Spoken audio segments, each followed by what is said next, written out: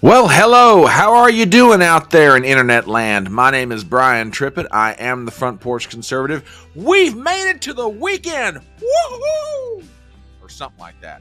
This is Front Porch Brunch, a lively little gathering of people who like to chat about the news. We are on YouTube, we're on Rumble, we are on Twitter. And for those of you who have a drive somewhere, good morning, the Right Honorable John McGarvey. We say, join in with us. If you're not driving this morning, join in with us. If you're just hanging out wherever you may be on the internet, hang out with us. We're going to talk about the news. We're going to... No! Wait, what? What? Stop it! You're not supposed to do that. Over on Rumble, we got TBA. He says, howdy doody, Fedora Nation. Absolutely howdy doody. Yes, good to have y'all with us. It is Saturday morning. You have survived the work week. You've survived your spouse. They've survived you.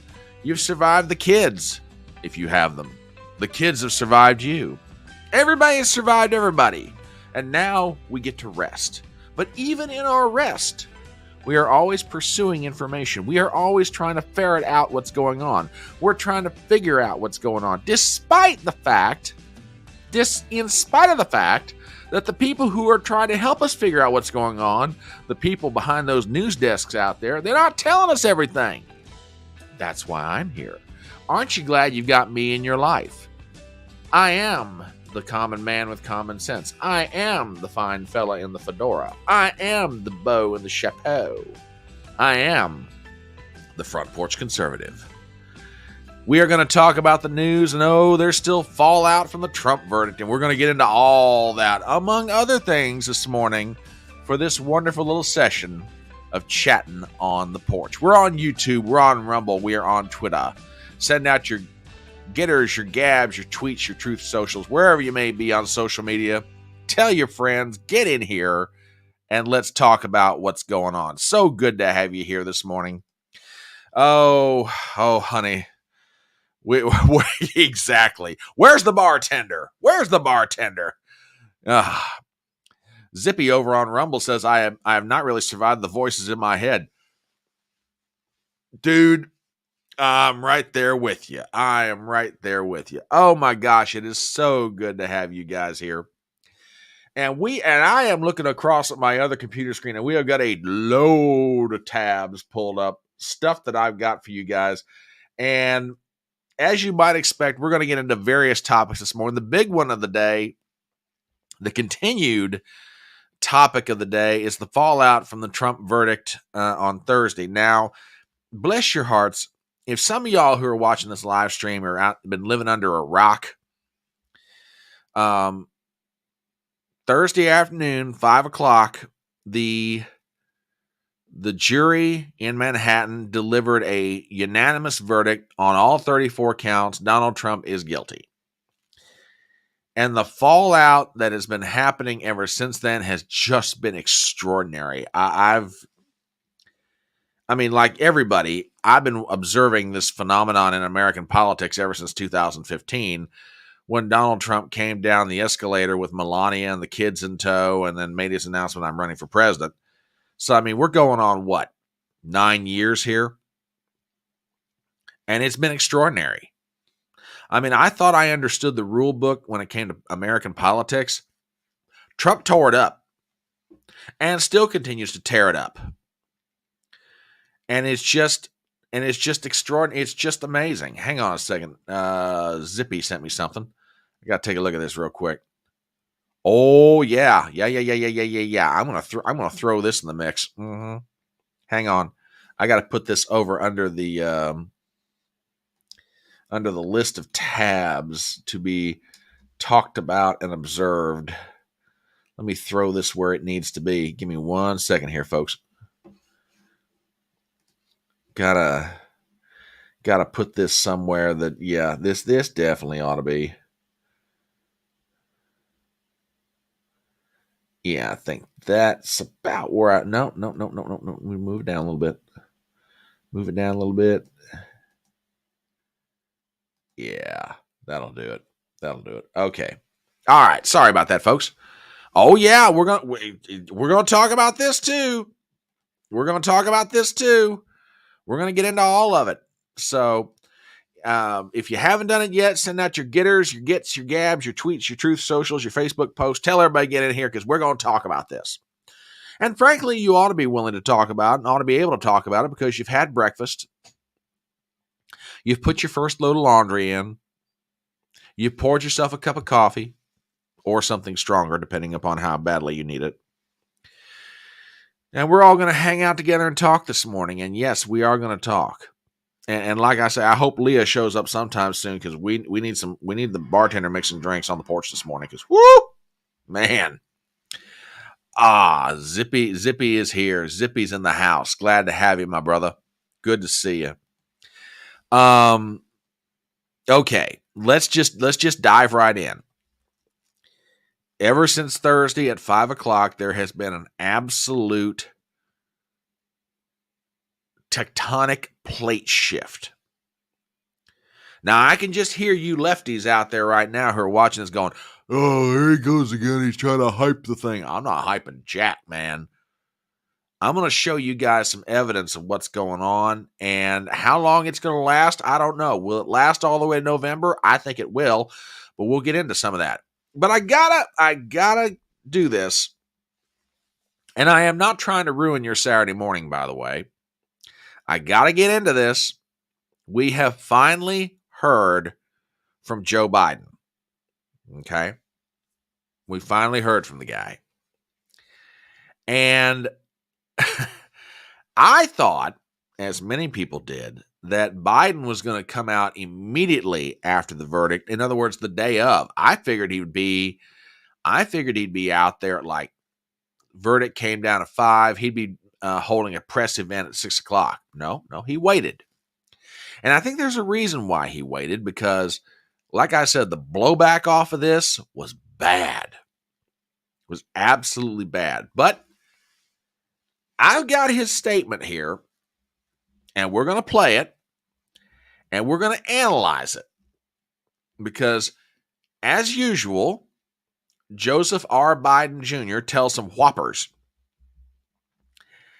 And these whoppers need to be exposed, or at a bare minimum, they need to be analyzed. So let's just get to it. So the President of the United States is at the White House on Friday, and he makes commentary about all this. My friends, let's just start this thing rolling, and you'll probably get a good idea of when it is that I'm gonna say something. So here we go. Okay, first of all, why are you laughing about this? Especially when you know, well, I know why you're laughing. You're a sadistic little SOB, but let's continue.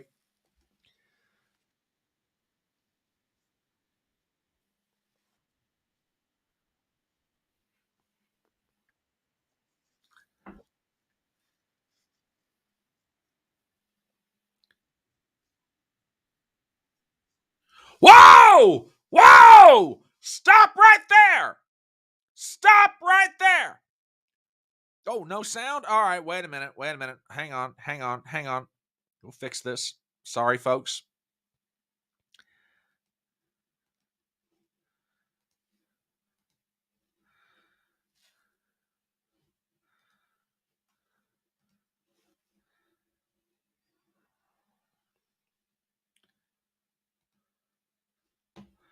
Okay, let's try this again. Sorry about that, folks.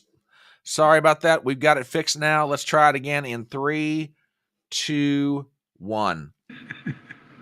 Good afternoon. Before I begin my remarks, I just want to say a few words about what happened yesterday in New York City.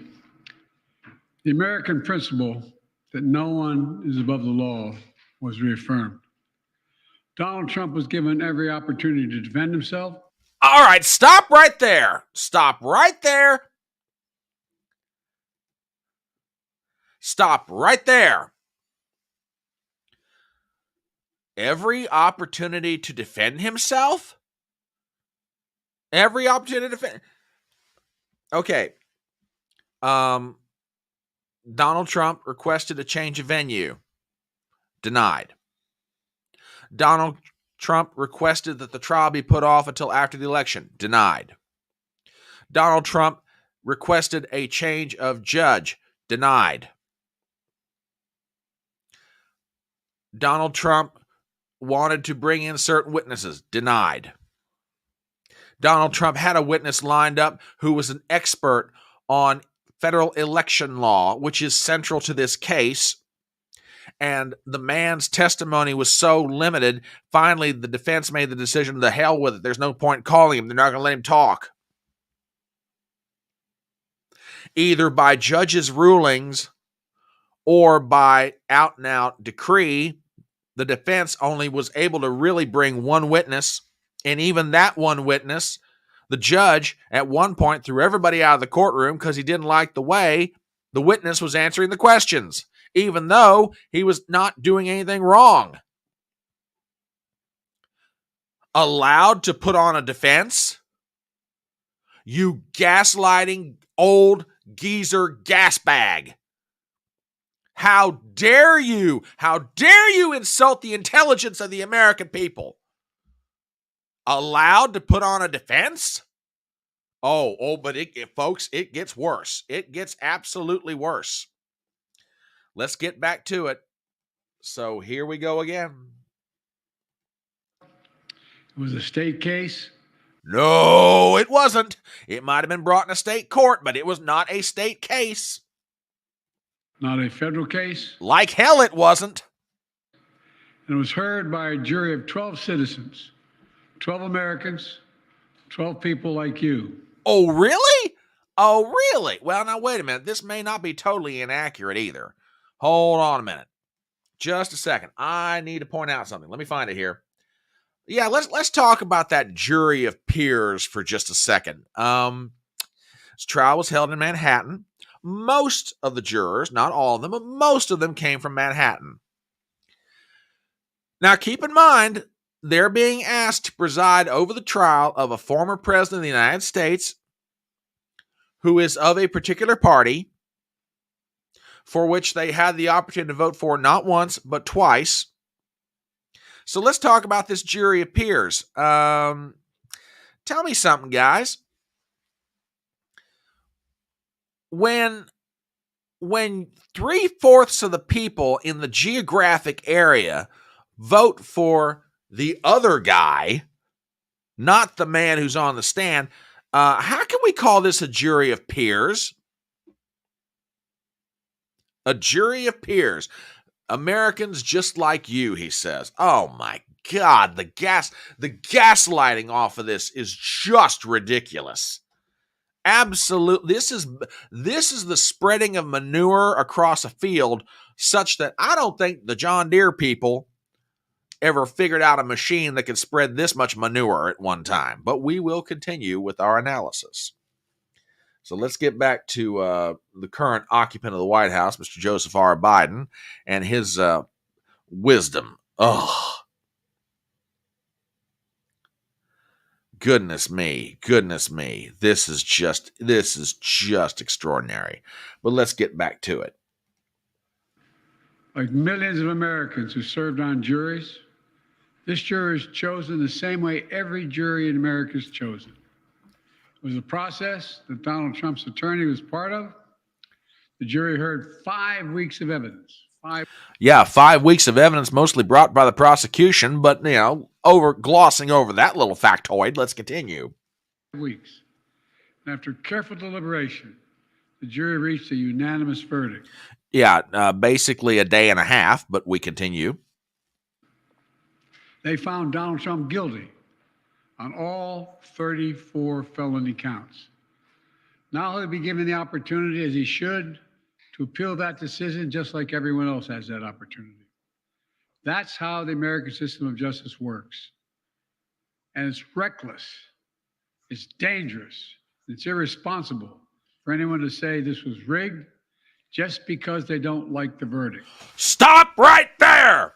Stop right! No! You are not going to do that! You are not doing that in front of me!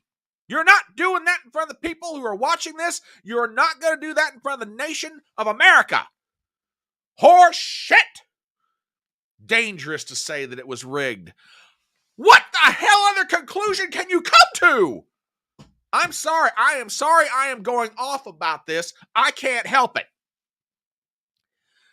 This prosecution was brought in Manhattan, in an area by 75 to 80% of the population did not vote for the man on trial. They already had political bias built in.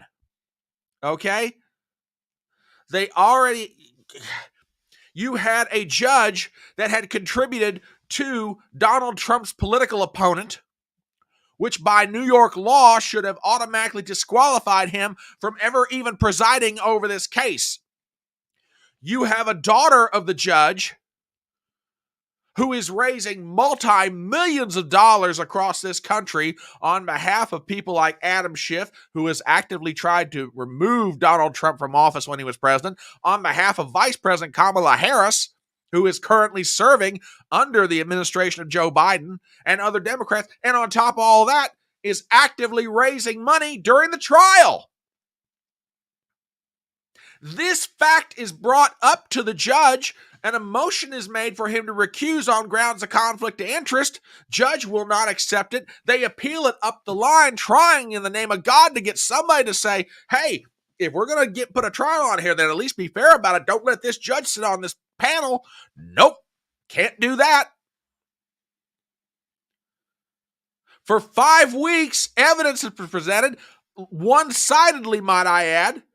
The only time the defense gets to do anything, they get to call one witness. The judge doesn't like his testimony. They want to bring in other witnesses. Either the judge won't let them or limits the testimony so badly that there's no point in calling them. The number 3 man at the Justice Department, and we will get into this momentarily, the number 3 man at the Justice Department, Matthew Colangelo, resigns his job at DOJ to go slumming with Alvin Bragg and his fellow prosecutors in the Manhattan DA office. And he did that in December 2022, might I add. At or around the time that this indictment was brought against Trump. And we're not allowed. We the common sense of the American nation, we're not allowed to question whether or not this was rigged.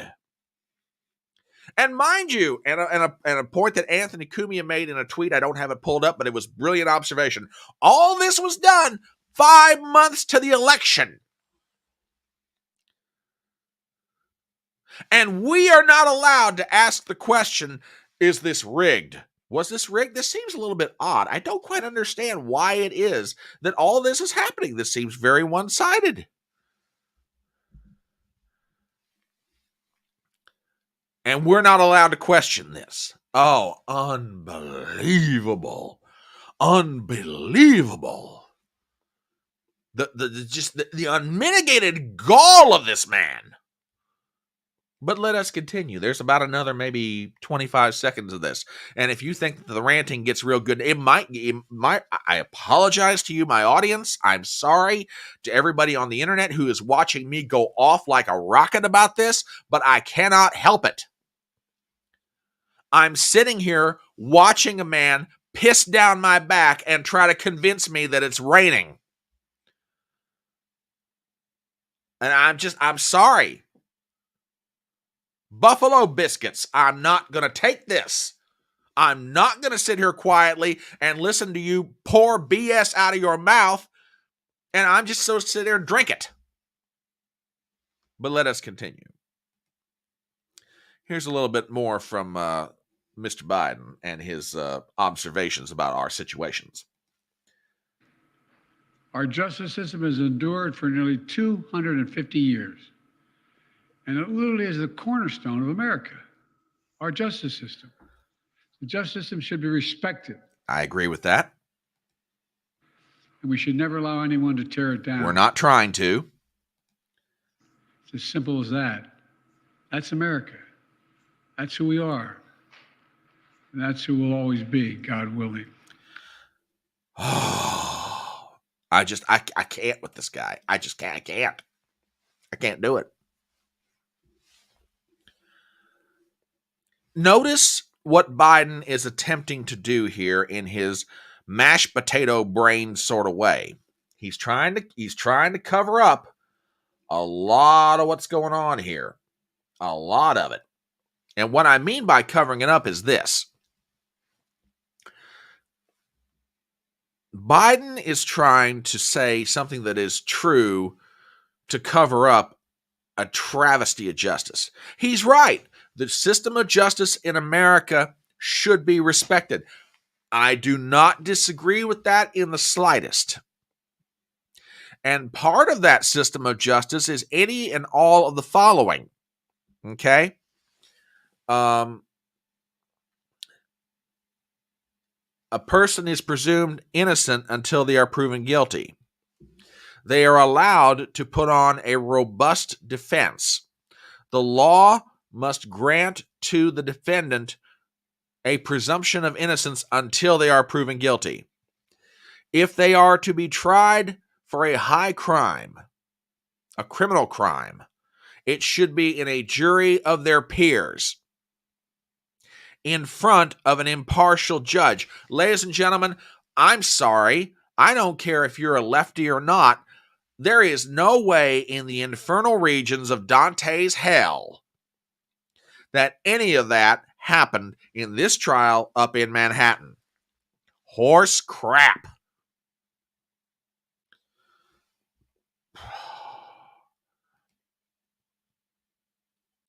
We're going to get to that. We're going to get to that too. That's a great point, Gypsy. We're going to get to that.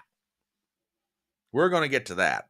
Which, by the way, I tell you what, talking about reactions to this trial and the verdict, I have seen more people on the left, legal commentators. There's a great article. We're going to refer to it here in a minute. Joel Pollack over at Breitbart references an article by Ellie Honig, who's the chief legal correspondent over at CNN. And even he's sitting there going, man, this thing is just absolute. No. I mean, I'll read you parts of it. And good morning, Outlaw. Hey, I got your email, brother. I saw it, and I apologize I haven't responded to it yet. Those pictures are amazing. Those pictures are absolutely amazing. And that is good stress therapy. A tip of the cup to you and a tip of the hat, sir. I mean, there are lefties who are coming out looking at this thing going, I mean, they are seriously giving this some side eye, and understandably so. The legal theory that the whole thing is built on is crazy.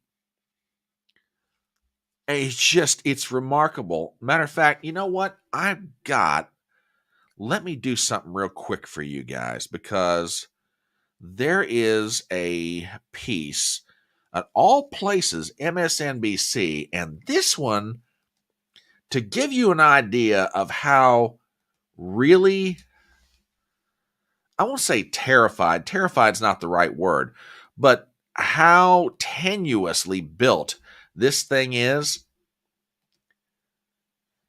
Even the people at MSNBC who are commenters are sitting there going, oh man, I don't know about this thing. This thing ain't going to hold up when it goes to appeal. So let me get this pulled up real quick, and I'll show you what I'm talking about. Headline, most DAs wouldn't have pursued this case against Trump. Alvin Bragg got lucky. Let's be honest with each other. Manhattan District Attorney Alvin Bragg's case against former President Donald Trump was convoluted. This is an article by Jessica Levinson. She's an MSNBC columnist. She's also a law professor. But I want to get into the heart of this article and show you exactly what she's talking about why she feels that Bragg got lucky. Okay? The jury convicted him on all 34 counts despite how convoluted the case was. Now listen to how she analyzes this. Jurors were first asked to find that Trump falsified business records. That is, they were asked to find that when Trump made the payments in question to his fixer, Michael Cohen, he was not, in fact, paying Cohen for legal fees, as Trump documents indicated, but repaying Cohen for the hush money payments that Cohen made to Stormy Daniels to stop her from sharing her alleged affair with Trump. Now, let's stop and talk about that for a second. Under direct testimony, Michael Cohen acknowledged Trump had no idea that this was being done. Cohen turned in invoices. His bookkeeper, Trump's bookkeeper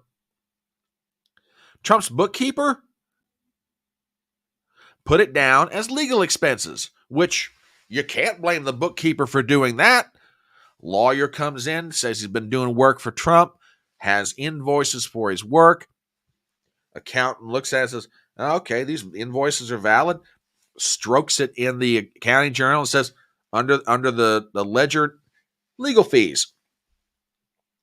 Cuts the check. Cohen walks out with it. Boom.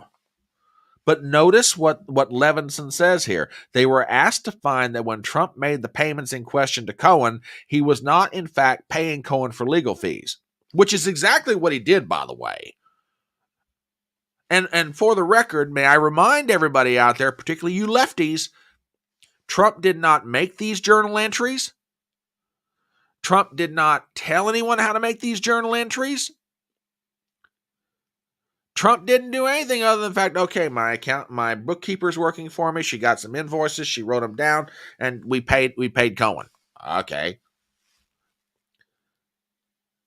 But repaying Cohen, this is what the jury was asked to believe, number one, that they were paying Cohen for the hush money payment that Cohen made to Stormy Daniels himself. Let's go back to this article by Levinson. Okay. But by itself, the falsification of business records is a misdemeanor. So to kick it up to a felony, prosecutors needed the jurors to keep clearing hurdles. The second hurdle, now watch this, the second hurdle that jurors were asked to clear was to find that Trump falsified records, quote, with the intent to defraud and intent to commit another crime and aid and conceal the commission thereof. While prosecutors did not need to prove that this other crime was committed to win a conviction, they did need to show that the records were falsified with the intent to commit the crime and conceal that crime. Question to everybody out there in my audience, be you on Rumble, YouTube, or anywhere else, what crime? The intent? In other words, somebody was able to do the Great Karnak. You remember Johnny Carson's old routine from The Tonight Show? The Great Karnak with the turban holds the envelope up to the forehead. They're going to pull a Great Karnak and delve into the mind of Donald Trump and know exactly what he was thinking when it came to this payment to Cohen. Which, by the way, Trump's hands were so far removed from this thing as far as the accounting ledger entries, as the stroking of the check, the everything else. He did legal services. He gave us invoices. We paid him. What did you expect us to do? But Trump was intent on committing another crime. Now let's go back to the article. So what's the other crime? Here's where Bragg's office pointed to a New York State election law that prohibits promoting an election by any person by unlawful means, which prompts the question, what are the unlawful means? And here's the third hurdle, the third thing that the jury had to get past. Prosecutors pointed to a violation of federal election law as those unlawful means. Specifically, prosecutors argued that the payments Cohen made to Daniels should be seen as a campaign contribution to the Trump campaign, which was over the contribution limit and undisclosed. Y'all get what they're saying here? I mean, follow this convoluted line of logic. Okay. There's an accounting entry that is not accurate. Misdemeanor. But wait. It was done with the intent to commit an illegal action. Well, what's the illegal action? That you cannot under state law in New York, you cannot promote any election by unlawful means. Well, what are the unlawful means? Well, don't you know that in the end, we all know that it was Donald Trump's intent to pay Cohen back for these payments, and the fact that Cohen did this should constitute a campaign contribution, which is above and beyond the limits that are allowed under federal law. This is insane. This is absolutely insane. I mean, the string of logic that you have to follow to get from point A to point B is remarkable on this thing. It's just incredible. That is what that was the prosecution's great theory. And I'm telling you, and I bring up this article to point out there are so many legal scholars and legal observation folks on the left. They are they're sitting there going, man, this thing is probably not going to hold up on appeal. And believe me, Trump's got and his lawyers have all kinds of reasons to appeal this and all kinds of justified grounds to do it. The sad part about it, the appeal probably won't happen until after the election, which is just what the Democrats wanted. Let me show you some other stuff. From Vivek Ramaswamy, the prosecutor is a politician who promised to nail Trump. The judge's daughter is a Democrat operative who raised millions from the trial over which your father presides. The jury instructions said they didn't have to agree on the crime. This will backfire. And it's already started.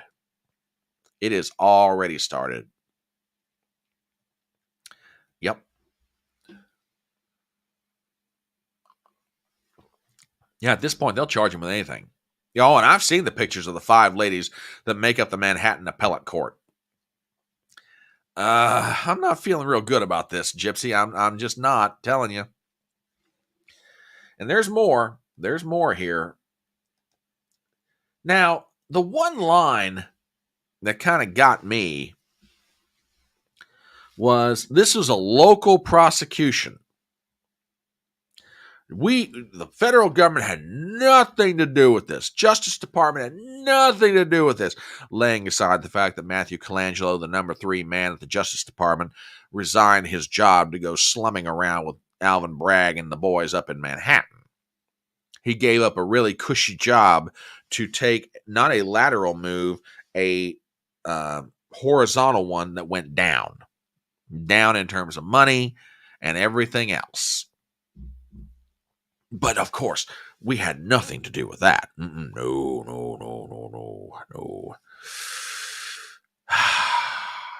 I got to point this one out. So this was a local prosecution, and there was nothing federally involved in this, huh? This is from Politico from about 2 years ago. Oh, actually, I'm sorry. This was last April.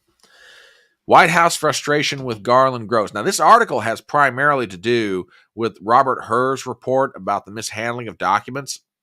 But this story had been floating around for a while. Okay. And that is, Biden was getting more and more upset with Garland every day. Matter of fact, and I was trying to find this beforehand, but and I want to say it was New York Times, or it might have been Politico itself, but one of the two. There was an article specifically that Biden was like, damn it, Merrick, you've got to prosecute this guy. You got to go after him. He's this, he's that. But if you want back secondhand evidence of this, watch this. This article is written by Jonathan Lemire and Sam Stein. Joe Biden has told aides and outside advisors that Attorney General Merrick Garland did not do enough to rein in the special counsel report, stating that the president had diminished mental faculties. According to 2 people close to the president, as White House frustration with the head of DOJ grows. Going a little bit further into this article, last year, Biden denounced how long the probe into his son was taking, telling aides and outside allies he believed the stress could send Hunter Biden spiraling back into addiction. According to the same people, and the elder Biden, the people said, told those confidents that Garland should not have eventually empowered a special counsel to look into his son, believing that he again was caving to outside pressure. Now, here's the paragraph everybody needs to pay attention to, okay? Watch this. In recent weeks, President Biden has grumbled to aides and advisors that Garland moved soon that had Garland moved sooner in his investigation into former President Donald Trump's election interference. A trial may have already been underway or even concluded, according to two people granted anonymity to discuss the matter privately. That trial still could take place before the election, but much of the delay is not owed to Garland, but to deliberate resistance put up by the former president and his team. Let me read that first part again in case you didn't catch what was said. In recent weeks, President Biden has grumbled to aides and advisors that Garland moved sooner in his investigation into former President Donald Trump's election interference, a trial may already be underway, according to two people.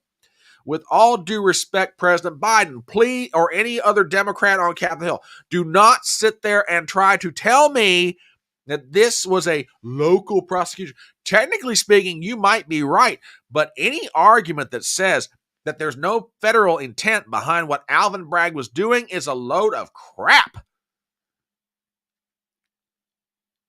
Please do not insult my intelligence. You guys wanted Alvin Bragg to do what he did.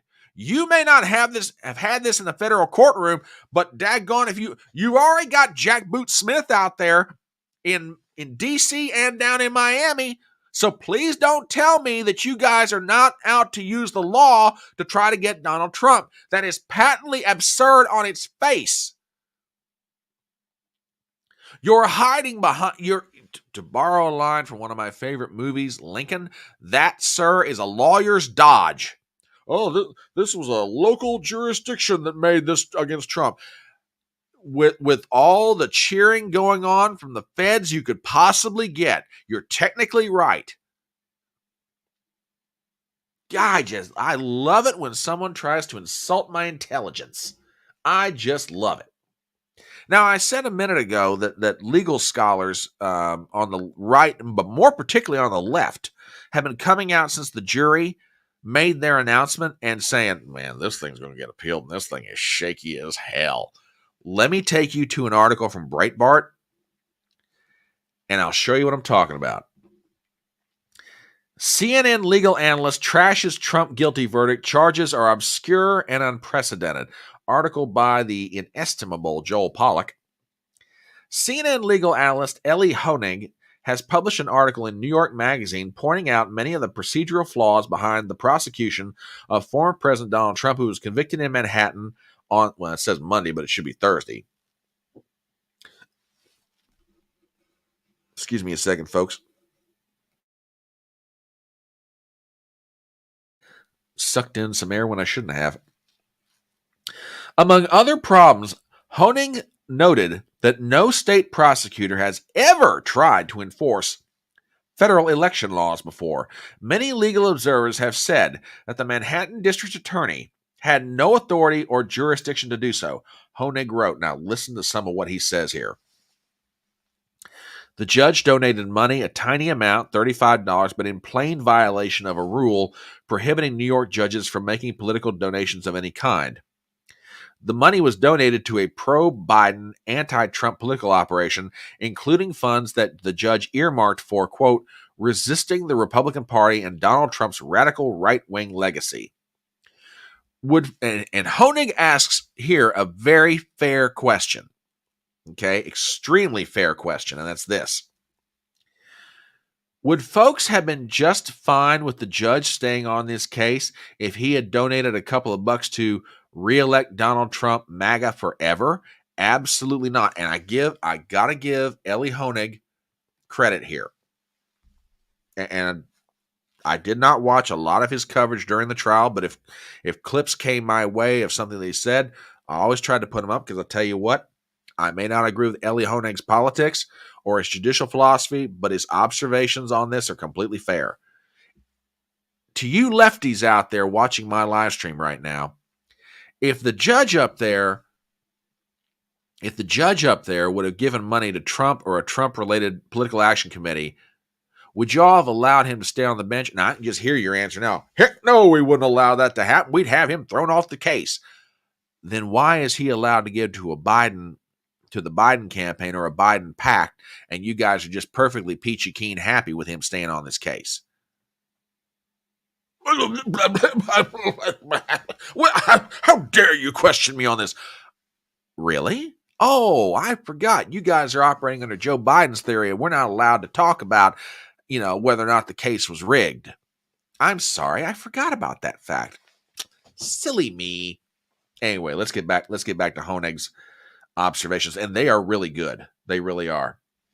District Attorney Alvin Bragg ran for office in an overwhelmingly Democrat county by touting his Trump hunting prowess. Now, keep in mind, this is Ellie Honig, a lefty, who's saying this.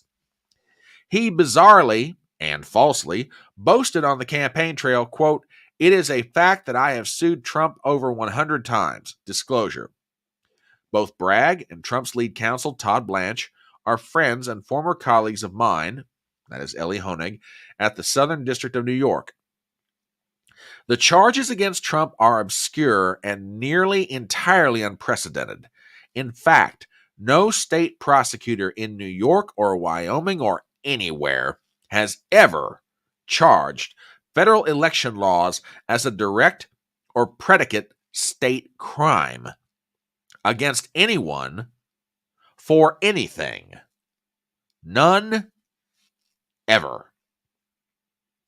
Even putting aside the specifics of election law, the Manhattan DA itself almost never brings any case in which falsification of business records is the only charge. And he's right.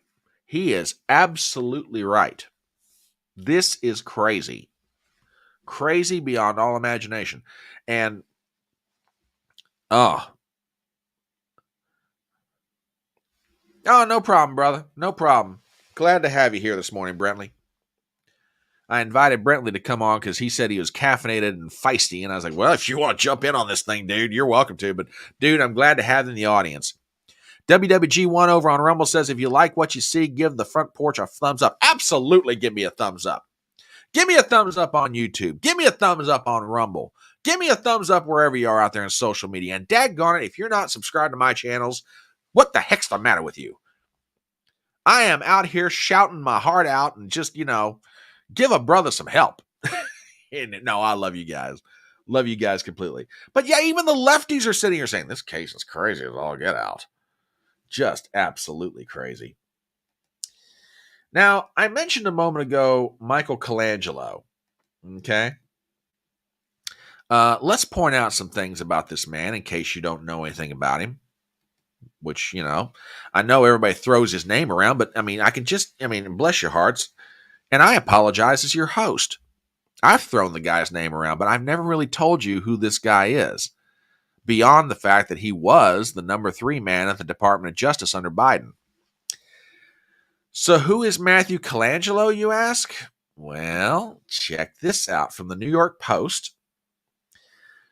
Trump hush money prosecutor Matthew Colangelo was a political consultant for the DNC and an ex-Obama donor.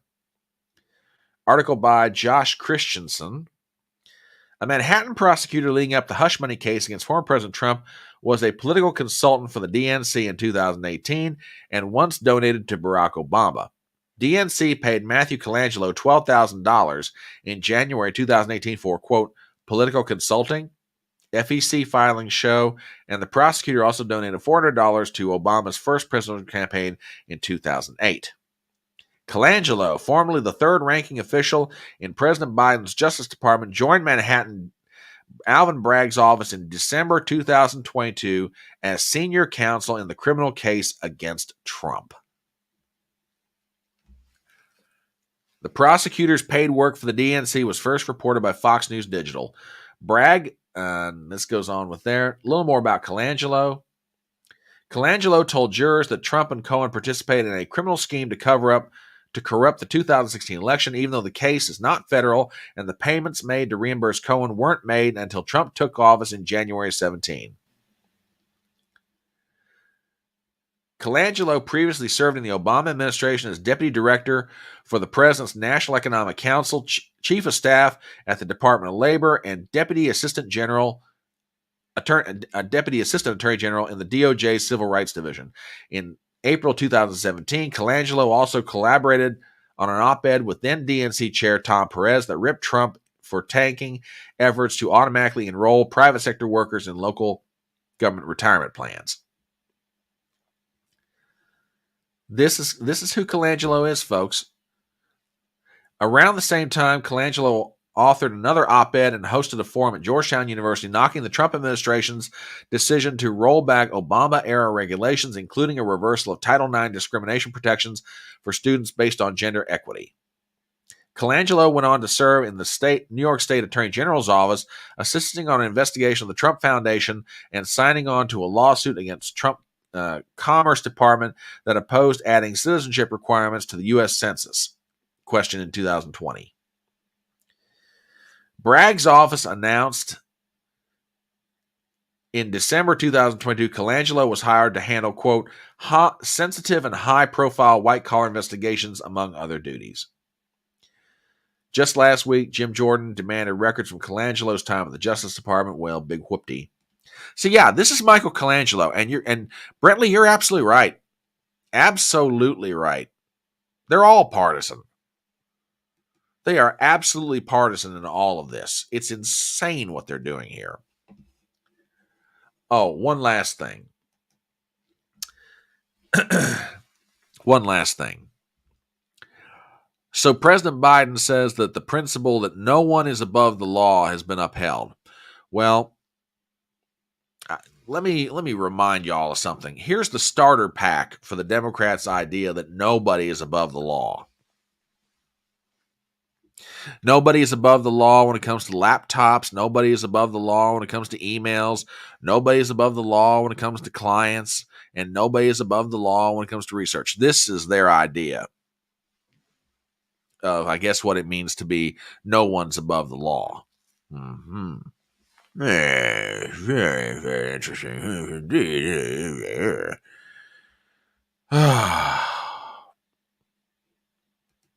And that's another good point. When this thing got sent up the line, asking somebody to review this thing to try and figure out whether Juan Marchand should be taken off this case, the people who were reviewing his conflict of interest were Democrats. Exactly.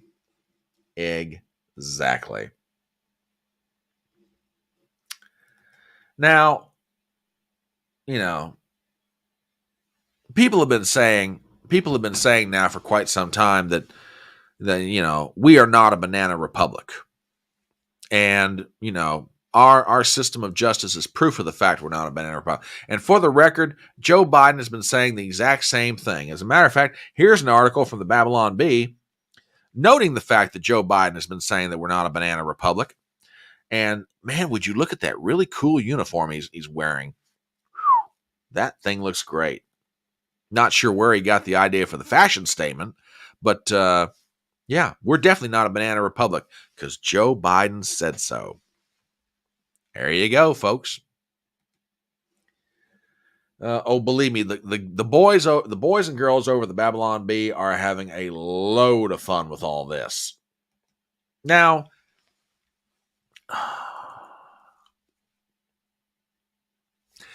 as if Joe Biden's minute 45-second statement weren't enough. There's one more thing he did on Friday.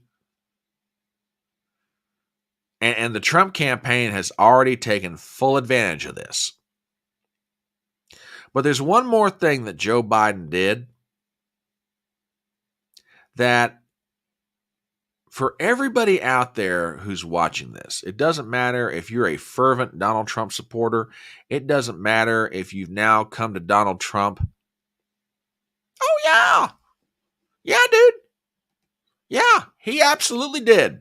He took a victory lap. Hang on a minute, and I'll do you a favor. Now, give me 1 second here, Brentley, because I can get my hands on it real quick. It will not take me any time at all. I will drop this in chat. Give me 1 second here. I got to find it. Yeah, here we go. Yeah, brother. Good afternoon. No, I don't want to listen to your lip. Oh, yeah, he absolutely took a victory lap. There you go, Brentley. There you go. Take a good long look. I'll even put it over here on Rumble. You know. But getting back to what I was saying, if you thought this 1 minute 45-second speech made you mad, and again, it doesn't matter if you're a ardent Trump supporter or if maybe you were neutral prior to this verdict, but now you're just upset about it. If you weren't mad before, let me show you something that ought to make your blood boil. Now, let me set this up, okay? So President Biden finishes his remarks, and he's starting to walk away. And I want you to watch what happens next, because this, to me, this right here, and again, the Trump campaign's already on it. They're on this. But I want you to watch what happens next, because this will absolutely just make your blood boil. Thank you very much. Mr. President, can you tell us, sir, Donald Trump refers to himself as a political prisoner and blames you directly. What's your response to that, sir?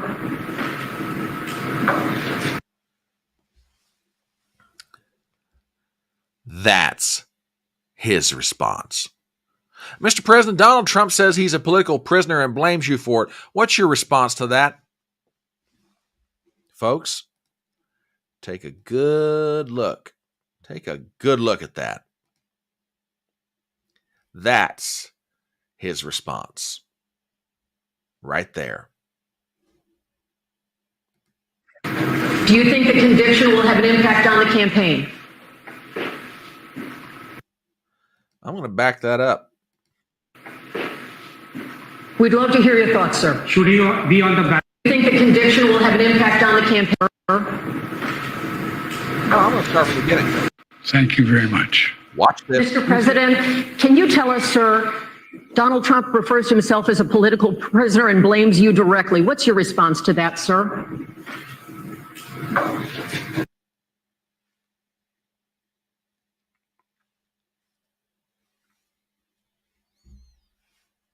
Now I'll finish it. Do you think the conviction will have an impact on the campaign? We'd love to hear your thoughts, sir. Should he be on the ballot, sir? That. You know, I have said on more than one occasion,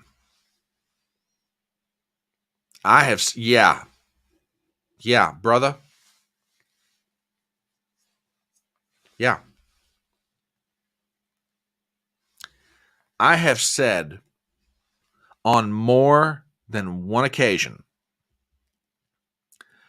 that Joe Biden is an old, mean, petty son of a bitch. And I apologize for my language, but I'm sorry. If you need proof of what Joe Biden is,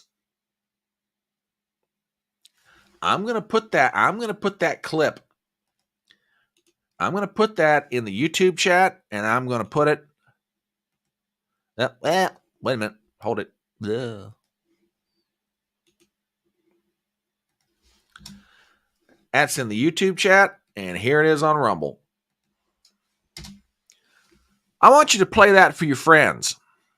Matter of fact, I got a better idea. Play that for one of two people, okay? Either play that for your friends who are maybe kind of on the fence. I don't know. Maybe, Trump's out there saying this wasn't the Democrats in Washington had nothing to do with this. I mean, after all, it was done in Manhattan. It's a local prosecution, isn't it? You just play that clip. Play the minute 45. Show them the information that we're bringing to you now, and then play that little clip right there. The second group of people I want you to play it to, I want you to play it for friends of yours who are lefties. Is it probably going to change their mind? No, but I want it thrown in their face. I want it thrown in their face who they're willing to vote for. I am. I absolutely want it thrown in their face. You know, let people see it. Let people see it for themselves. You know, absolutely, yeah, let them see it. Exactly. No, he knows exactly what he's doing. He knows exactly what he's doing.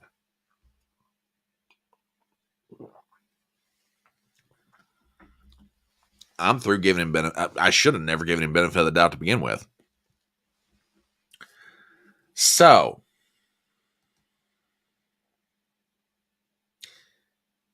before I tell you what, before we get to some more reaction to all this, let me do a real quick commercial since we're down near the bottom of the hour.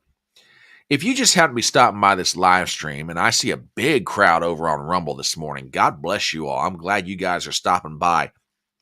You Rumblers, I tell you what, Rumble is, Brentley, don't get me, I understand that I'm really appreciating more and more Rumble. You know, don't get me wrong, I love my YouTubers. Y'all are cool. But I'm really jonesing on Rumble ever since I've now started doing more live streams, that sort of thing. But we got a big old crowd over on Rumble. We got a big crowd this morning over on YouTube, and I'm glad everybody's here. And if you're here this morning, you're like, who's this funny-looking fellow in this funny-looking hat? Well, let me introduce myself. My name is Brian Trippett. I go by the social media handle, The Front Porch Conservative, and the live stream you're watching is called Front Porch Brunch. We get together on Saturday mornings around 10:30 Eastern. Usually it's on Saturday, sometimes Sunday morning, but usually Saturdays. And we're on Rumble, we're on YouTube, we're on Twitter, and we get together and we talk about the news. So if you're here for the first time, you know, and you like what you're hearing and you like what I'm trying to bring and the fun we're trying to have with it, you know, give a sub to the channel and more importantly, give a thumbs up and share the links around to friends of yours and go, hey, I came across this goofball, but he's a good goofball and he's got nice information. So, you know, share it far and wide. Thank you so much for being here. We're having a load of fun. Right now, we're talking about the various reactions to the Trump verdict. And man, there's all kinds of stuff, but I want to get to some pundit reaction first. And some of this, and good morning, Professor. We are glad to have you in the house. Ladies and gentlemen, the inestimable Christian Watson. He's got a video out today, by the way. Go over to his channel and check it out and give him a sub and give him a thumbs up on that video because, daggone, this is one of the hardest working fellows in social media and probably one of the best commentators you're going to come across. I want to get into some punditry reaction, and this was a clip from Megyn Kelly. And yes, and that video of his is coming out later today, so keep your eyes on Christian's channel for that. Thank you for pointing that out. I get it. I understand. Megyn Kelly. I'm going to play this in its entirety. I am not going to interrupt this because she's saying what a lot of people are thinking, and it definitely deserves to be talked about. So I'm going to step out the way, let this do its thing, and you guys tell me what you think of it. So let's check out what Miss Kelly's talking about. This whole scheme, and here it is the proper word, is corrupt. It's a before and after moment for America. What just happened today is a line we can't uncross. And these Democrats will rue the day they decided to use lawfare to stop a presidential candidate. I'm not talking about violence. I'm talking about tit for tat. You just wait, and it won't be Hunter Biden the next time. It's going to be Joe Biden. It could potentially still be Barack Obama. It could still potentially be Hillary Clinton. We're going to have to look at what the statutes of limitations are on the various crimes they surely committed. We're going to have to look at passing laws to revive those dead crimes, felonies or misdemeanors, so that those cases can be brought out of time. That's what may be in the interests of justice, just like they did for E. Jean Carroll with a New York State law that was passed so that she could sue him. That's what happened. Turnabout is fair play. And John Yoo, an amazing lawyer who worked in the Bush administration, Department of Justice, has a great piece out today talking about how that's the only way they'll learn. The only way to save the republic now is to give them a taste of their own medicine. That's it. That's it. They tasted blood today. They're the wolves with the bloody piece of meat in their mouths. That doesn't stop the wolf from coming back for more. The only thing that will stop him is if he loses a limb of his own. And I'm sorry, but the Democrats started this game in the same way the Republicans upped the ante when it came to, for example, the filibuster fight. The Democrats got rid of it for lower court judges. Mitch McConnell said, you will rue the day because we're going to be in control of this chamber one day and you're going to lose the filibuster at the higher level court and you'll be sorry. That's what needs to happen here. Who's getting indicted next? Joe Biden? Maybe Jill Biden. How low can we go? You may not want to see it. That ship has already left port. That horse has left the barn. That's where we're going. So before you celebrate too much over at MSNBC and CNN, who are positively gleeful over this absurd conviction, you wait and ask yourself, what kind of Pandora's box has been opened here? And ladies and gentlemen, she's not wrong. Now, let's ask the question. Do I think that the Republican prosecutors across this country will do it, that the Republican attorney generals will? By and large, no, I really don't. Not this generation of them. Put to you like that. Yeah, that's a great way of saying it. Because it was understood you don't use the law to go after your political adversaries. You know, you don't do that. If you got a dispute with somebody politically, you use the ballot box. You take your case to the people. Doesn't matter if it's in your local city or your county or your state or across the nation. I'm pushing for Ken Paxton. If not Ken Paxton, I say Jeff Clark. And if not either one of those two, I say Kash Patel. One of the three of them. And not only do I want them to get some iron in their veins, I want the Justice Department cleaned out. The hell with this. To hell with this. All right, we got some more punditry reaction. Now, I'm making a distinction this morning between punditry reaction and people reaction. And I think you're going to understand why here in a minute when I explain my reasoning. Patrick Bet-David. Expect two things. More businesses to leave New York and polls reacting positively toward Donald Trump. And I absolutely agree with that. There's one aspect of this that nobody's talking about.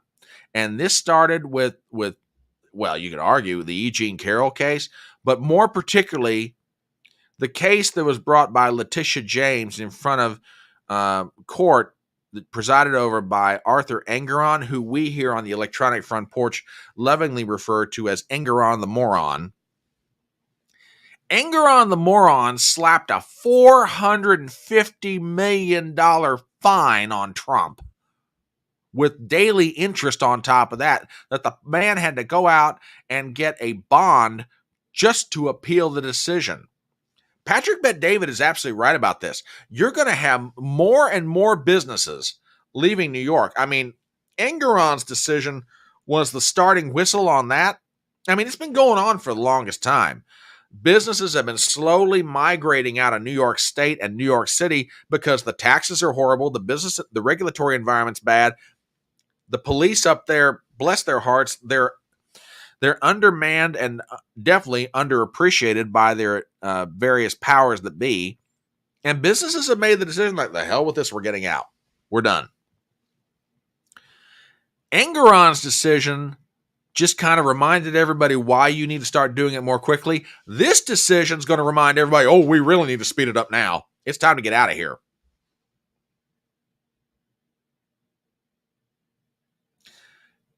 Brother, absolutely. Absolutely. You got it. You got it. You ain't wrong. All right, let's get to some more reaction. Now, this one was, well, it was and was not surprising. I mean, this has been talked about for the longest time. But the next day after the Trump conviction, the following happened.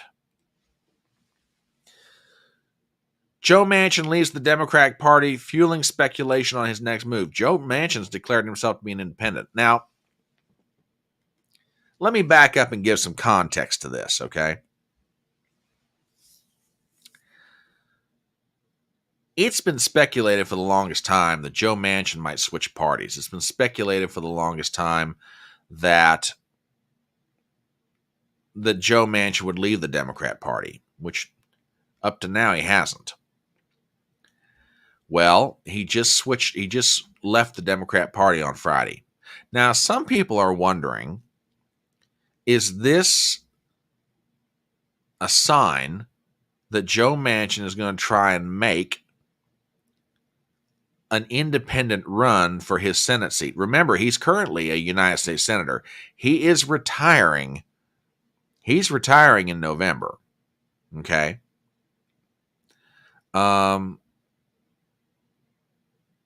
I don't know yet. I don't know if this is just, I've had it, I can't stand it anymore, and I'm not going to be associated with this political party based on what they've done. Or is this a sign or portent that he's getting ready to make an independent run either for his current Senate seat and face off against Jim Justice in November, or is he going to come back to West Virginia and try and run independently for governor? I've got an opinion about that. I don't think he's going to. At this point, I just take it for what it is. He's left the Democrat Party. We'll see what happens. I mean, he's got a little bit of time before the deadline in my state to make a determination about whether he wants to run as an independent for either the Senate seat or for the governor's mansion. So let's see what he does. But right now, he's left the Democrat Party. And let me, for all y'all that don't know anything about the mansions in West Virginia, let me tell you something. We're talking about a political dynasty that goes back decades, okay? And we're talking die-in-the-wool Democrats. If ever there was such a thing as a blue dog Democrat, it's Joe Manchin. The fact that Joe Manchin has now washed his hands of the party of which his family ancestrally has been a part of for decades speaks volumes about where the Democrat Party is as a political institution in the United States of America.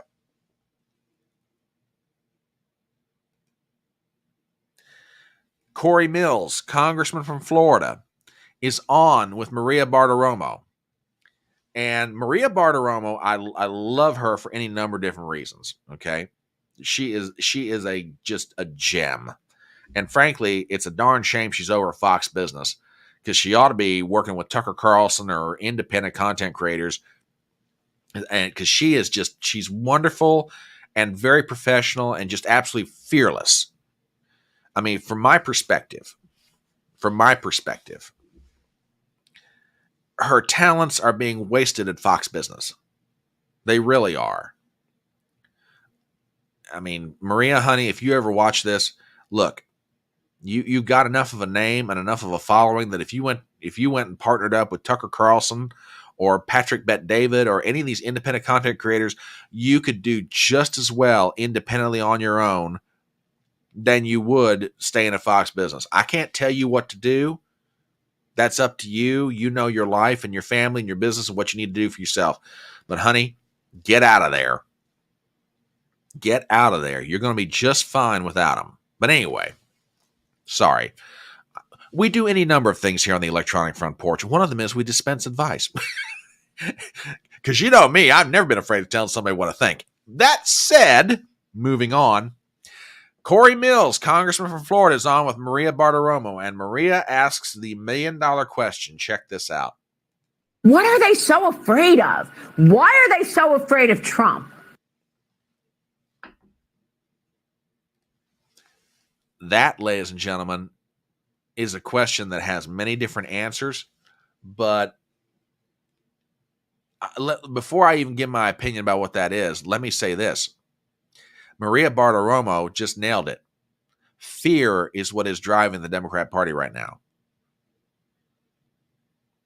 They look at Donald Trump, and they always have. They've looked at him as an existential threat. After they realized that he was going to win the White House and did,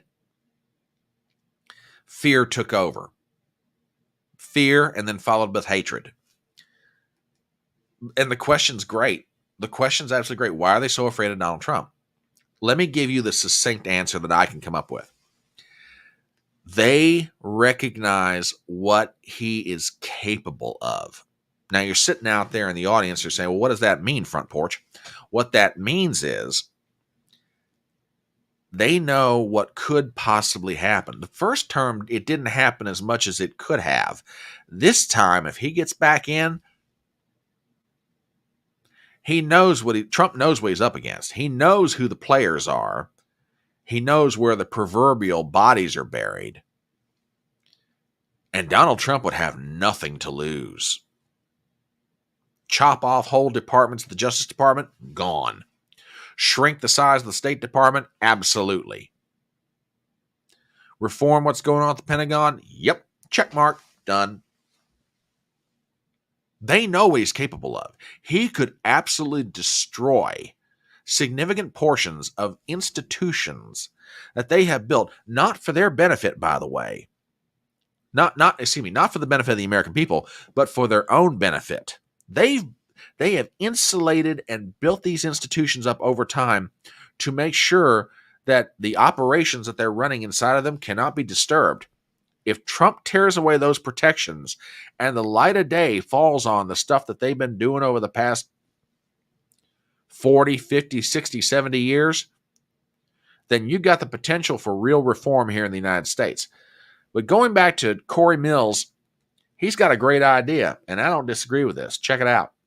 And I just want to reiterate what you just said. Are you saying that you are proposing moving the Republican National Convention to July 4th as opposed to July 15th? Is that what you just said? That's exactly what I'm saying. If they're going to try and go ahead and do a sentencing on the 11th, which I know would hold him up, I say that we bring President Trump, we move it, and we elect him as our nominee on July 4th, Independence Day, and we start moving forward. I think that's a symbolic measure, and I think it tells them exactly where we're at as America. That, you know what? And that's not a bad idea.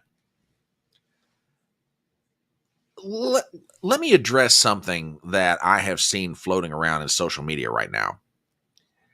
And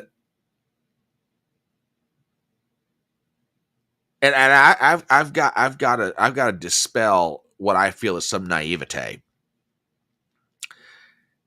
I've seen people, very smart people. Jonathan Turley is who I'm thinking of in particular, and this is not a slam on Turley, okay? So please don't misunderstand me here.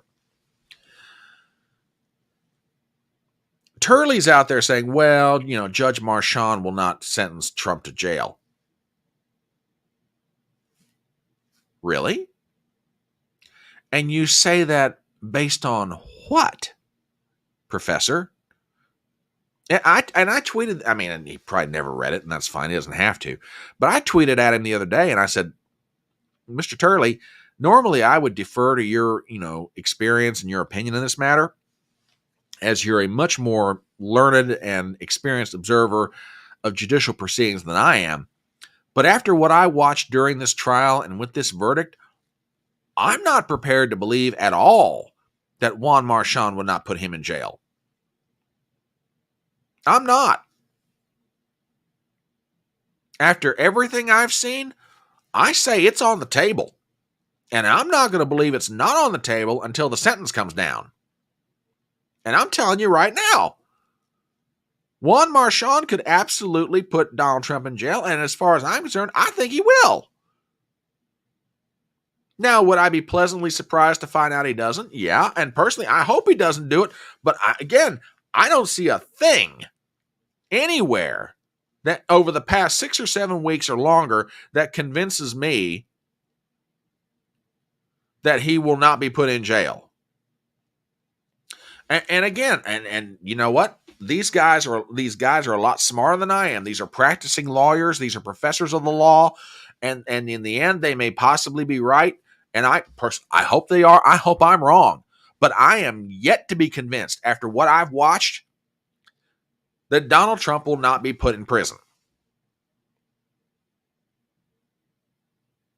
Like I say, I hope I'm wrong, because I am telling you right now, there's a powder keg out there in this country, and the fuse has been extraordinarily patient and long. And again, I am not saying this as a threat. I am telling you, if Donald Trump is remanded into custody, you got a powder keg out there that's going to go off.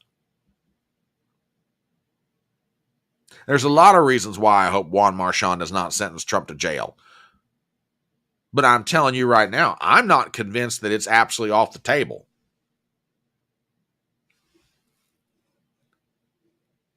I agree with you. I absolutely agree. But it's on the table.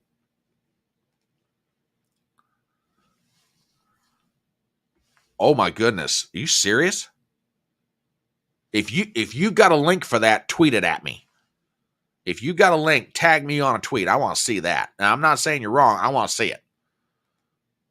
We will absolutely put that up here. Oh my goodness. Jeez.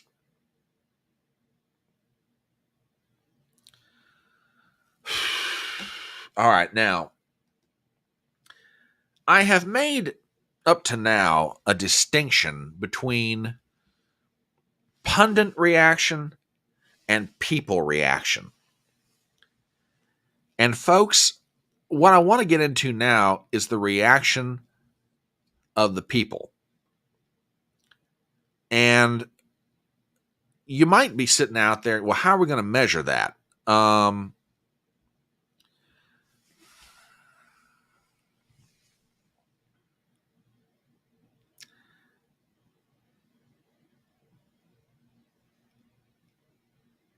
We're going to measure that by a number of different ways. Sorry, I got lost in thought there for a second. My apologies. We're going to measure that by a lot of different things.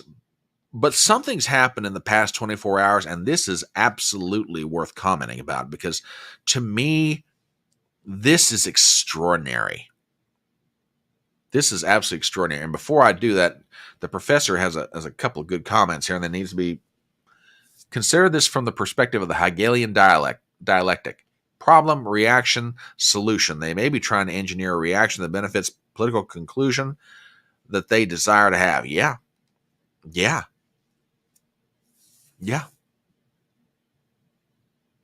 That's a good point. That's a really good point. But something's happened in the past 24 hours that, well, call it 36.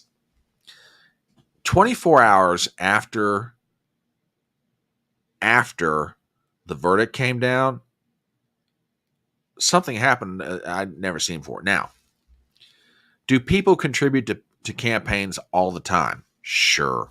I don't dispute that at all.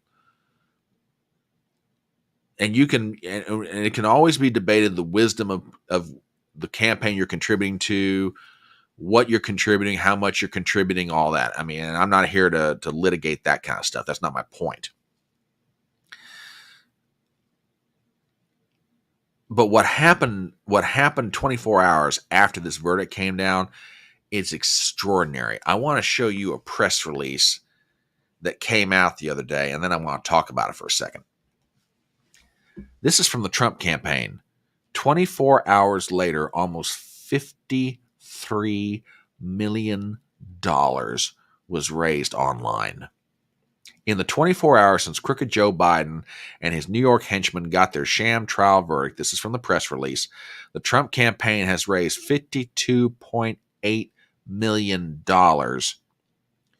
through online digital fundraising platform. And by the way, in case you guys didn't hear the news, in the first maybe 2 or 3 hours after the verdict came down, there was so much traffic to the online donation platform that it shut it down. It wrecked it, shut it down, broke it, whatever term you want to use. There was so much traffic to it, it couldn't handle it.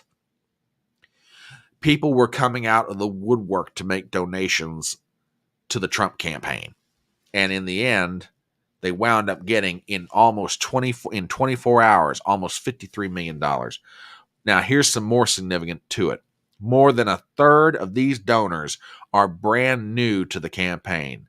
It is clear that more and more Americans are seeing through the Biden election interference and joining President Trump in the movement to save our nation. Quote, Biden and his Democrat allies have turned our legal system into a political tool, and Americans from every corner of the country have had enough, said Susie Wiles and Chris LaSavita. This momentum is just getting started, and together, as President Trump stated perfectly, Americans will render their real verdict on November the 5th.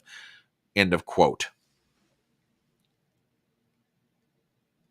Oh, okay. Thank you, dear. I'll take a look at that here in just 1 second. Now, as I said a minute ago, do people contribute to campaigns? Sure. Do it all the time. Do they contribute in various amounts? Yeah, depending on their situations and where they are and what they can do. And if they feel that the cause is just, yeah, they're doing it. What to me makes this extraordinary, number one, is the dollar amount. Let me put this in perspective for you. Okay. In the month of April, Joe Biden raised, I want to say it was $51 million. If I remember correctly, and it took him a whole 30 days to do that. The Trump campaign had almost $53 million donated to them in 24 hours. The amount and the time it took to raise it was extraordinary. Another consideration, 1/3, according to the Trump campaign, 1/3 of these people who gave money are brand new. These aren't regular Trump donors. These are people who are like, oh, the hell with this. To hell with all this. Man, I'll give you $10. I'll give you 20. I'll give you 100. Here's 1,000. I mean, I don't know what all was donated. I don't know who donated it. I don't necessarily know how much they gave. But I mean, people were just, in whatever ways they felt they could responsibly do so, they were saying, here, if this will help you win election and stop these guys, take it, do it, go with it. And that brings me to number 3. In a time economically when money is so tight for everybody, it's not like people have got just, hundreds or thousands of dollars of disposable income. The American people are sacrificing, and they're giving money to a candidate, and they're saying, hey, man, we saw what they did. If this will help you out, take it. Do it. I mean, look, I've watched politics for a long time, and, I don't like the fundraising aspect of campaigns. I'm not going to lie about it because it's not my bag. I like analyzing the horse race aspect of it. But I understand that money is a part of politics. I get it. And you have to have money to fund a campaign. I get that too. Okay. But this is extraordinary. Absolutely extraordinary. And okay, hang on a minute. I'm taking a look at something real fast here. Whoa. Okay, we're going to play this. We are going. Yeah. Hang on a minute. Phil Holloway on Twitter says Sonny Hostin tells viewers of the program The View that Alvin Bragg's office has a leak. Okay, let's put this up here because let's talk about it. Give me 1 second, folks. That's the beauty of this live stream. You get information coming at you from all kinds of different places. Hang on 1 second. Okay. All right. Gypsy sent this over to us. Let's take a look. This is Sonny Hostin, from The View. And check this out, because if this is true, get ready, y'all.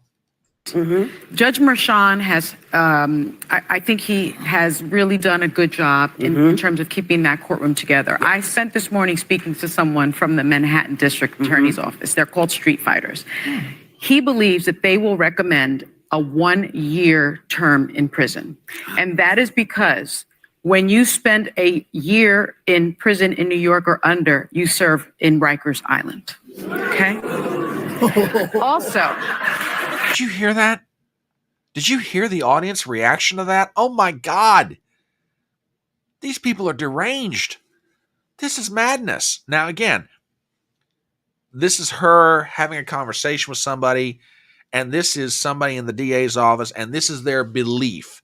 It's not formal, but this is what they think Bragg's going to recommend. And I'm like, I'm telling you,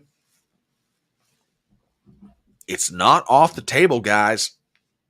I mean, anybody that thinks, okay, the Democrats got their pound of flesh, they can now use the words convicted felon when it comes to Trump, and now this is all just going to go away. I'm not until I see Merchan hand down the sentence. I'm telling you, it's on the table. Zippy over on Rumble says, can't be put in prison, Secret Service. The Secret Service was already in consultation with the DA's office and the judge's office about what if Trump went to prison, what it would look like. Zippy, I understand what you're saying. I don't disagree with you. Under normal circumstances, it would never happen. But then again, I don't think we're in normal circumstances, dude. I really don't. And until Merchan hands down his sentence, I'm telling you guys, it's on the table. Now, again, I really hope to God I'm wrong. I hope that guys like Robert Barnes and Jonathan Turley and all the rest of them are absolutely correct, and Trump will not see a deal's worth of jail time. They'll just give him some kind of massive fine or whatever. But I am telling you, there are Democrats that are out there for blood. They want Trump behind bars if they can make it happen. Did you not hear the reaction of that audience? Like, ooh, Rikers Island, ooh. Yeah, we've all gone to Bizarro World. To borrow a line from an Elton John song, we've all gone crazy lately. Oh my gosh. Gypsy, thank you for sending that over. I genuinely appreciate it. Now, I want to get back to the reaction that people are having. Not the pundits, not the politicians. Let's just talk about people. Let's just talk about the people. So what kind of snap reaction are we getting at this point? Well, folks, this just came out this morning, and I think you guys need to see it. This is on realclearpolitics.com, and I will drop this in chat on both YouTube and Rumble. Yep. Christian, I tell you what, you and I have similar taste in music, brother. That is the exact title of the song where that line comes from. We've all gone crazy lately. Yeah, exactly. Dude, you have superb taste in music. But Forbes Harris X poll, it was a snap poll done on the 30th and the 31st. Trump, 2-point lead on Biden. The last time they ran this poll, they were dead even. Now, on the flip side, Ipsos Reuters ran a poll. Biden +2. The last time they ran it, it was even. Okay, now, regarding polling and the reaction to Trump, here's my advice for everybody, and y'all can do whatever you want here, okay? There's going to be polling. Some of it may come out at the tail end of next week, this coming week. Some of it will be out the week after that. To me, that's when we're going to get a real gauge of the political effect of this verdict on the 2024 election. And by the way, there are 3 things that could happen here in this polling. 2 of them would be to the benefit of Donald Trump. But here are the 3 possible reactions. Reaction number 1, people who were supporting Donald Trump hear the verdict and they're like, ew, I can't vote for this guy. He's a convicted felon.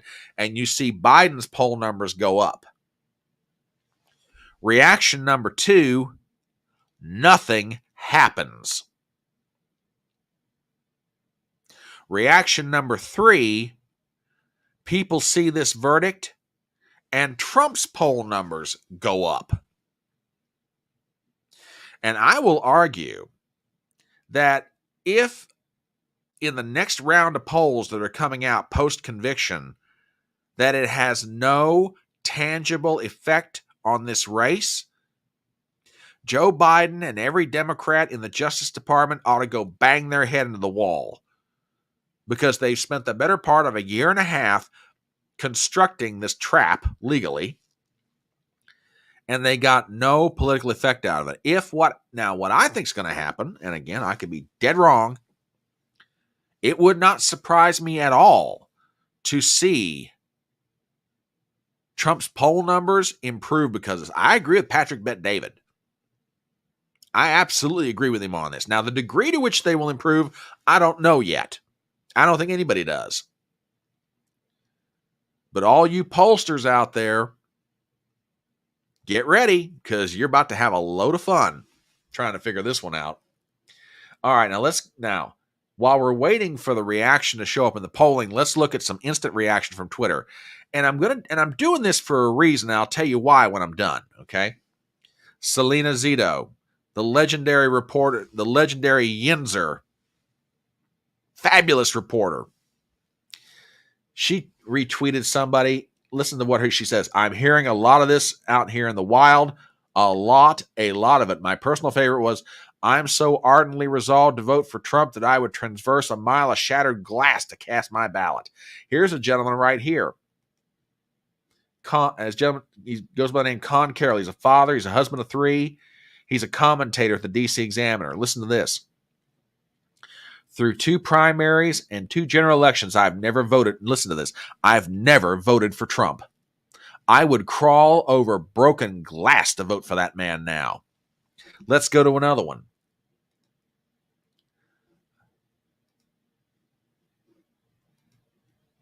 Wait a minute. Okay, here we go. Here's a man named Jerry Callahan. He's the host of the Jerry Callahan Show. He's formerly at Newsmax. Was formerly at Sports Illustrated and the Boston Herald. 5 months ago, I supported Ron DeSantis. Today, I would crawl across the Gaza Strip with a yarmulke on to vote for Trump. Joe Biden did that to me. Here's another one. Someone named Jeremy Wayne Tate. He's a Catholic. He's a husband, a father of 6. He's the CEO of CLT Exam, faculty member at Belton Abbey, trustee at Catholic Institute Tech. Listen to what he says. I don't love Trump, but the far left just pushed me into his camp. What a joke. Here's another one. Young man named Jason Howerton. Jesus is king, made millions and felt nothing. Now on a mission to create a network of present fathers big enough to change the world. He says the following. I've never made a political donation in my life. I don't particularly care for Trump, but if I'm being honest, I think he's a better choice than Biden, and that's about it. I'm going to go donate to Donald Trump's campaign. Here's another one. A young lady named Christine Flowers. She's a lawyer. She's a columnist. By her own description, a Roman Catholic. Just basic, everyday person. Okay? Not necessarily even political. Breaking news. Donald Trump just won my vote. Not because of him, despite of him. My vote is against the people who destroyed my faith in our system of justice. Here's another one. Gentleman named Michael. Husband, father, grandson of Holocaust survivors. I am a registered Democrat from New York. Have never donated to a political campaign before. I just donated to Team Trump because our justice system is rotten to the core. I suggest you do the same to save our democracy.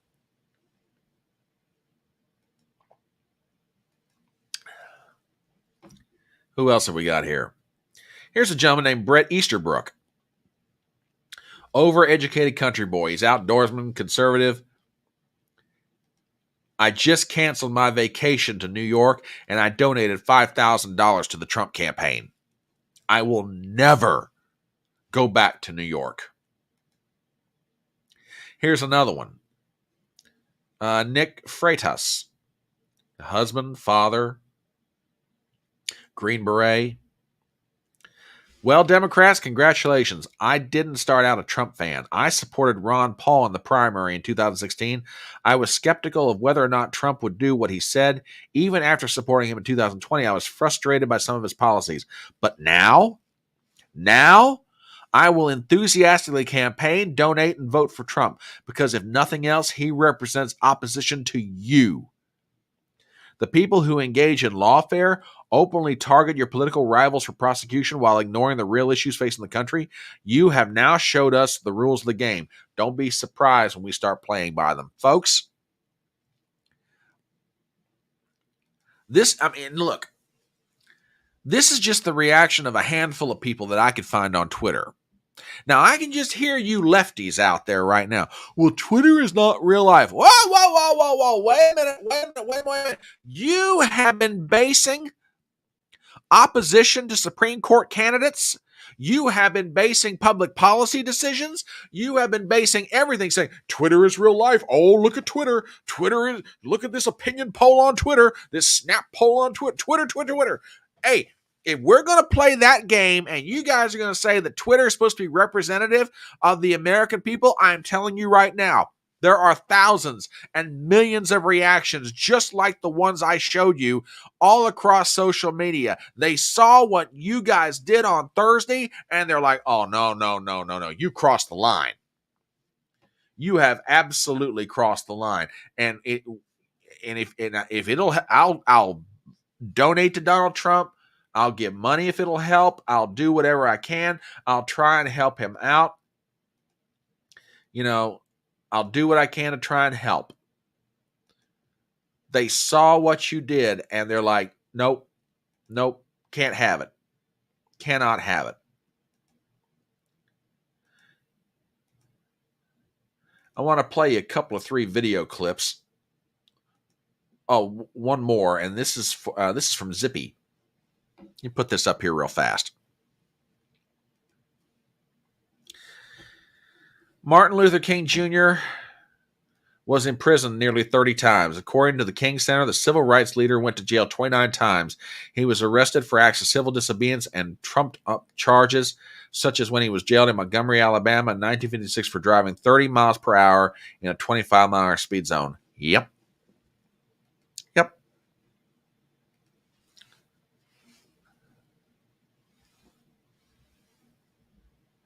Yeah.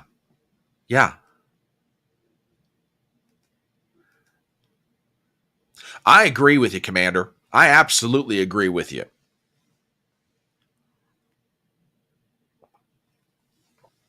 Now, I will add, for my part, one piece of political advice. And this is directed to individuals who, and not necessarily to anybody in these audience. Tennessee, I'm not talking about Outlaw. I'm not talking about you. I'm talking about the millions of people out there who are maybe donating for the first time, who otherwise would never do something like this. May I also recommend something else? And this is up to you. You know your lives. You know what you've got the time to be able to do and everything else. But if you've got the time to do it, volunteer to go knock on some doors. Volunteer to be a driver who brings someone to the polls. Your donation, and I'm not trying to speak for the Trump campaign. I'm just an observation from somebody who's worked in campaigns and been around campaigns and followed campaigns. The money is greatly appreciated, and I understand the desire to do it. Okay? But if you've got the time this fall, Be willing to pass out literature. Go knock on doors. Go volunteer to drive people to the polls. Make phone calls. Send out emails. I mean, whatever, however your activism would manifest itself, make the conscious decision to do that. Money is awesome. People have power. All right, let's play some clips real fast because some of these are just great. And man, again, you want to know what people are thinking? Let me show you. These are just average, ordinary citizens. We're not talking about pundits or the political class or anybody else. Let's play this one. People, it doesn't matter how or what you feel about Donald Trump, but if you're a true student of the Constitution, if you're a student of law, even if you have a moral standard of justice, all of America ought to be afraid right now for that man to be convicted without the right to adequately defend himself from charges. See, she gets it. Remember what we talked about at the very beginning of the program today? The piss poor defense that Trump was afforded, not because he didn't have the lawyers willing to give the defense. The judge and the prosecution basically set it up. It wasn't allowed to happen. She's getting it. That weren't even stated. We've lost our republic. Our Constitution is dead. And everyone else in America, we ought to be afraid for ourselves. It's not a good thing. And for those that think it is, that's the enemy. There are millions of people across this country in one form or another that are having that kind of reaction. One thing that I am going to be fascinated to watch in the coming days is the reaction of the African American community to the conviction of Donald Trump. I am telling you right now, they have turned loose a firestorm. A bell has been rung in the night. Contrary to what, old bushy brow John Bolton thinks, it's not a fire bell in the night about why Donald Trump shouldn't be the Republican nominee. No, a bell is going off in the night trying to warn the American people that the system of justice that you thought existed, that gave protections to the innocent and treated all people equally, is gone. And if we don't do something, we'll never get it back. Here's a local sheriff, I believe, out in the state of California. Let me see if I can get this pulled up. Check him out. I'm not going to play the whole thing. I'm just going to play part of it and start right in the middle. I got to be honest, I'm getting tired. And I'm wondering if I'm having a change of heart and deciding that, you know what, maybe I've been wrong. And I think I'm going to change teams. I know it's going to make some of you angry. I know that you're going to be mad at me, but I'm going to change teams. I think they're onto something, but I don't think they're doing enough. I think that we need to go big. You know me, go big or go home. You're the biggest, you do the best, you're the best at everything, and you might as well do something right if you're going to do it. And I'm all in. And I hope that you're all with me. I hope that you all have this change of heart. You all feel that this is definitely the right thing to do, and you come alongside me in this venture. And I think it's time that instead of letting them out of jail and giving them alcohol and drugs and everything else, I think it's time we put a felon in the White House. Trump 2024, baby. Here's a guy. I've got to find out who this guy is. Sheriff Bianco. Hang on. I should have looked this up beforehand. I apologize to you guys. I got to find out who this guy is. Hang on. Chad Bianco is the 14th. Riverside County, California. That's where he's from. You got a sheriff of a major county in the state of California. He's like, yep, I'm done. Let's put Trump in the White House. I don't care if I'm going to make people mad. I saw the other day a report of a gentleman out of New York City donated, and y'all have seen, I'm pretty sure most of you guys have seen this, $300,000 he donated to the Trump campaign. And he said in his comment on Twitter, he said, look, I know I'm going to lose friends over this. I don't care anymore. This has got to stop. There is a palpable, visceral, gut level reaction that is happening. It doesn't matter where people are economically. It doesn't matter the color of their skin. It doesn't matter anything else. They watch this verdict go down, and everything that up to that point was theoretical stopped being theoretical, and it became real. And everybody realized, oh my God, they're actually going to do it. They're going to put one of the leading contenders for the White House in jail. A man who is the leading opponent of the current occupant of the White House. They're going to try and put him in jail.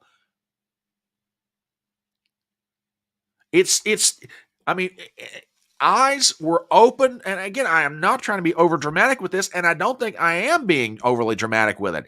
I'm telling you, this is what's happened. Now, what it means for 5 months from now, yet to be determined. But at this moment in time, at this place where we are, there is a feeling of any number of different emotions: anger, sickness, rage, just palpable sadness, all sort of mixed in together. And I think coming out of it is steely resolve. And to outlaw, you got a good point here. They'll do whatever it takes. They will do whatever it takes. So now you got this Sheriff Bianco from Riverside, California. He's like, yep, I'm ready. Put Trump in the White House. I'll do it. I'm ready to switch sides. Let's get another one. Let's get another one here. Check this one out. Apologies to the YouTube censors for some of what might be some language in here. So just saying. We mad out this bitch. Mad out this bitch. How do you feel about Trump being convicted in New York City? I vote for him in 2024. You think people are still supporting him? Of course they're supporting him. Why? Because he's Trump. Name me 3 things Biden done did for us for real. I couldn't tell you. And I'ma wait. Shout out to my boy Trump, though. My boy Trump, I can't wait till you come home, boy. You gonna be the real one, boy. Are you still voting for Trump? Hell yeah. Who ain't gonna vote for him? My boy gonna be the president locked up. Okay. That's it. Hey, man. Free Trump. Those 2 words might be the battle cry of the American people across this country. Free Trump. Free Trump. I say we start that trending today. Free Trump. Let's do it. Oh my gosh. This, in the coming days, ladies and gentlemen, is going to be absolutely fascinating to watch. Absolutely fascinating. This is going to have reverberations and waves that are going to keep on going. How far out it will go, I don't know yet. What it means to November, not totally sure. But if this wave goes all the way to November 5th, right now in states across this country, before this verdict came out, in polling out of Virginia in 2 different polls, Donald Trump and Joe Biden are almost deadlocked in Virginia, a state that has not gone Republican in a presidential election in 20 years.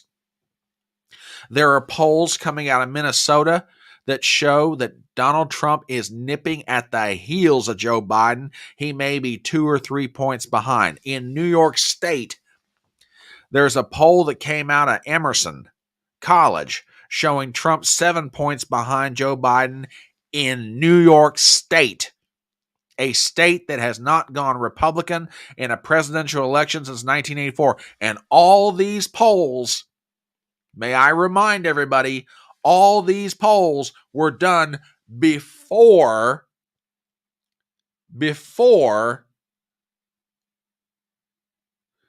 verdict.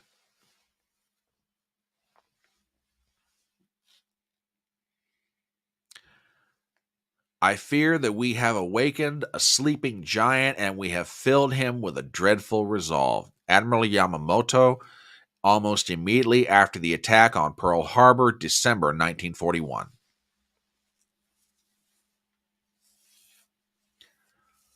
I don't think the Democrats realize what they've done.